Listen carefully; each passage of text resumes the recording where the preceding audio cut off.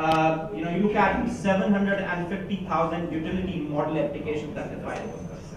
Yes, so that's the one which is adding, and now they are the number one. Actually, in 2012, they became the number one patent filer in the world. So just if you look at this data, I think it's important for us to understand, what all we should be doing about China. Like 20 years back, you were talking about, why FTO is important. 10 years back, people were talking about why China is important, from an IP perspective. But I think now, as FTO is becoming important, it's even becoming more important in China because, yes, not only the numbers, it's also one of the fastest growing markets.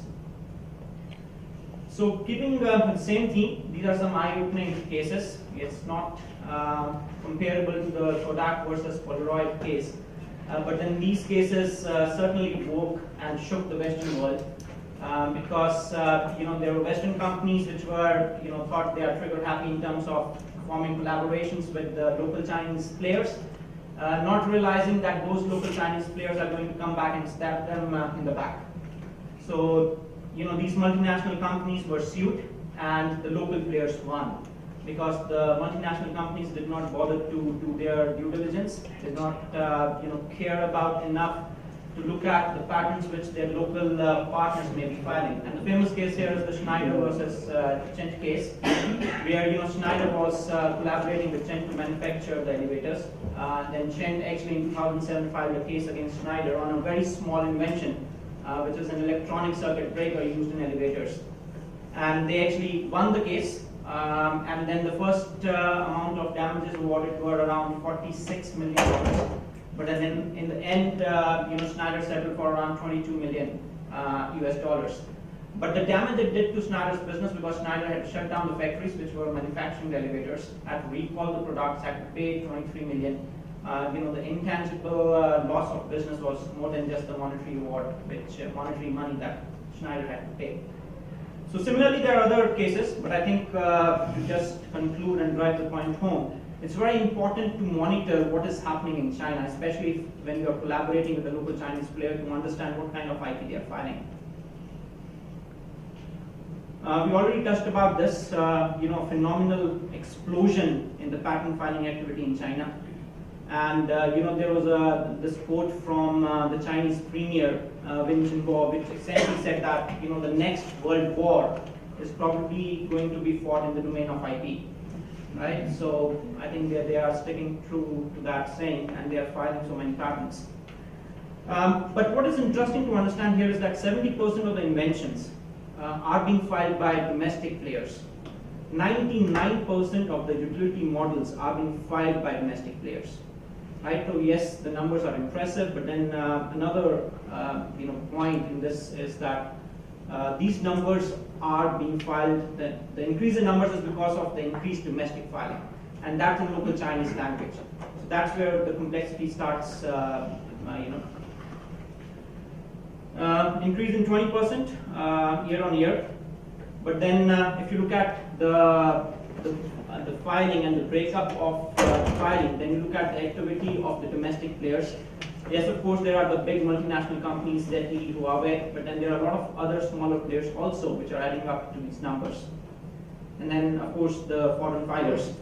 And the domestic filing is almost 5 times the international filing. So you can just imagine the amount of problem that is there for you to really take care of. So there's almost a reverse role in India, right? In India, so the opposite is true. Domestic still files much less. Yes. Yes, and just now that Dr. Gupta brought this up, there is one statistic which I always like to quote.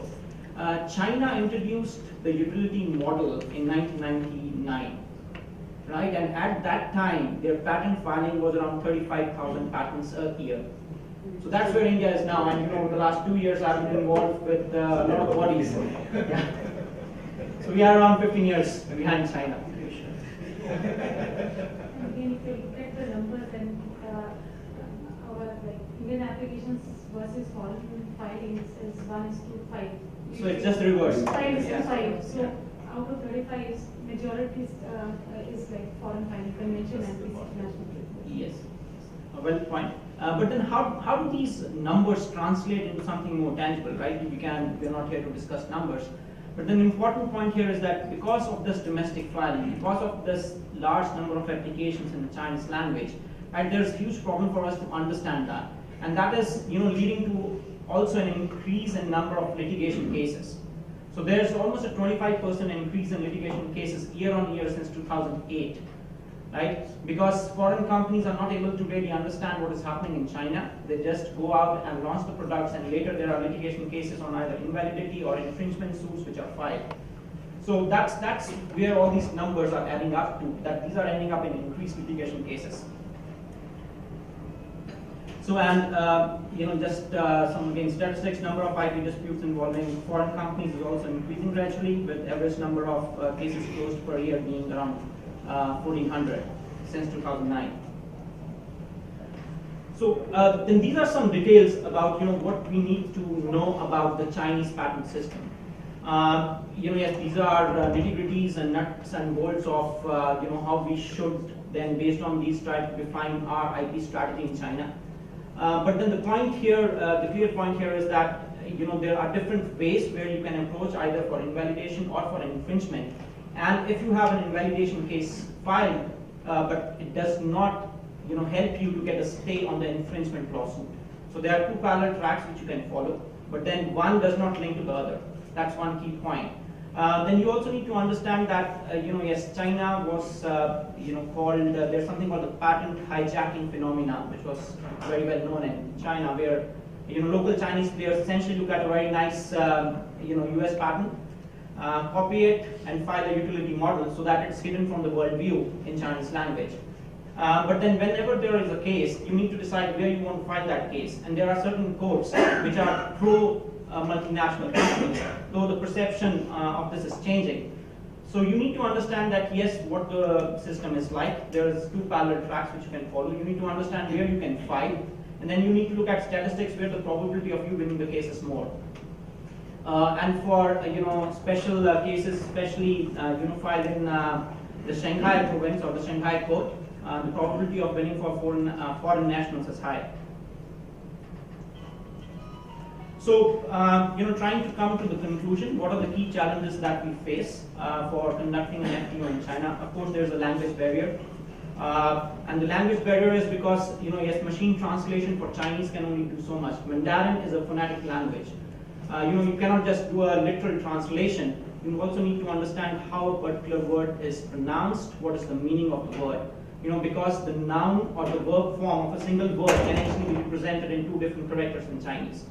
So that's the peculiarity of the Chinese language that you need to understand, and machine translation does not help you with that. So you need to conduct a local language, native language search in Chinese, and almost the results you would see that if you search for even a keyword like Nokia or Motorola, let's say in English databases, you may get around 1,000 results. But if you do a native language search, do the transliteration of Motorola keyword, you may actually end up getting 5,000 results, or even more, right? So there's a huge difference in terms of English language hits and the actual number of patents or applications that may be there for you to analyze. Database coverage, yes, there are databases which are there which are essentially looking at only English language translation or machine language translation. That is a challenge. But the biggest challenge, like I've been talking about, are the utility models. This is essentially a 10-year utility model. It's a solution for the Chinese, to encourage inventions or IP awareness in China. But then it's a huge problem for the multinational companies. And most of these are not available in English language, or have not been well translated by machine into English language. So the methodology and best practices, of course, have been highlighted earlier also, but it does not differ much. The only complexity and the point that you need to keep in mind are 2 points. One is native language search, and second is that you do search for utility models as well. So key takeaways, always run a freedom to operate search in native language. 50% of the results that you pay attention to may be missed if you use only English to do search. Based on the nature of the product, to decide what to cover. Whether you want to cover only inventions, you want to cover utility models or design.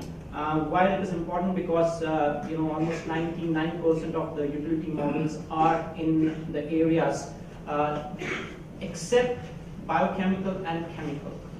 right? So if you are looking for freedom to operate for a chemical composition or a biochemical composition, then you don't need to search for utility models. But in almost all other areas of electronics, automobile or technology areas, you should search for UN.